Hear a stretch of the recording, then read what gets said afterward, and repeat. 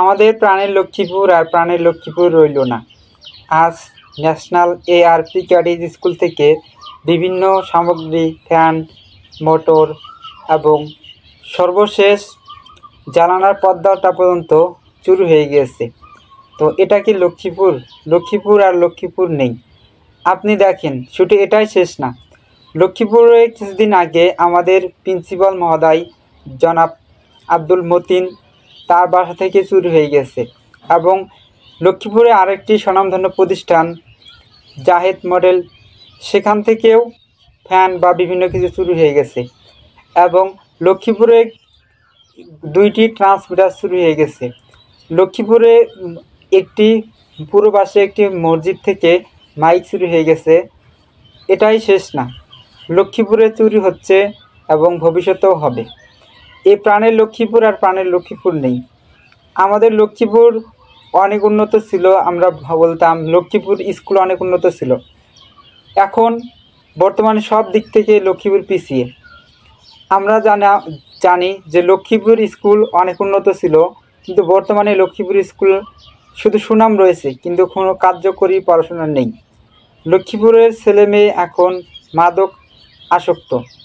লক্ষ্মীপুরের যখন লক্ষ্মীপুরে হাট ছিল তখন দাঁড়িয়েপুরে কিছুই ছিল না, কিন্তু দাঁড়িয়েপুর এখন উন্নত। আমাদের লক্ষ্মীপুর রয়েছে। লক্ষ্মীপুরের আর কোনো উন্নতি হচ্ছে না।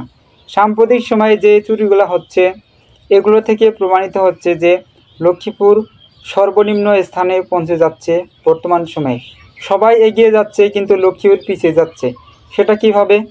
ধরেন, আমাদের যে প্রিন্সিপাল মহোদয় ছিলেন, তার বাসায় চুরি হয়েছে।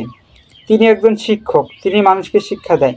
তার বাসায় যদি চুরি হয়ে যায় এবং সেই জন্য তিনি এখানে আর থাকেন না, গাইবান্ধায় শহরে থাকেন, এতে দেখা যাচ্ছে যে এটা আপনারই ক্ষতি বা স্যারেরও ক্ষতি।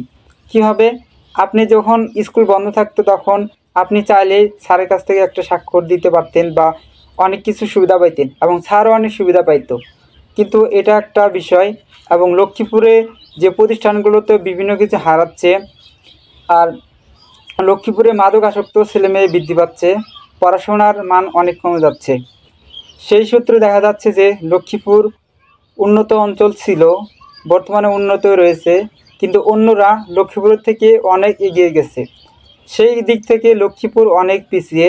এবং লক্ষ্মীপুর যে চুরিগুলো হচ্ছে, ভবিষ্যতে হয়তো বা আরও হবে, কিন্তু এই চুরিগুলা যে হচ্ছে এগুলোর একটা প্রতিরোধ দরকার, বা লক্ষ্মীপুরের যে আইন শৃঙ্খলা বা ইউনিয়ন পরিষদ রয়েছে তাদের একটা প্রতিবাদ দরকার। কারণ বিভিন্ন সময় দেখা যাচ্ছে চুরি হচ্ছে। আজকে যে চুরিটি হয়েছে সেটা হচ্ছে ন্যাশনাল এআরপি ক্যাডেট স্কুল থেকে।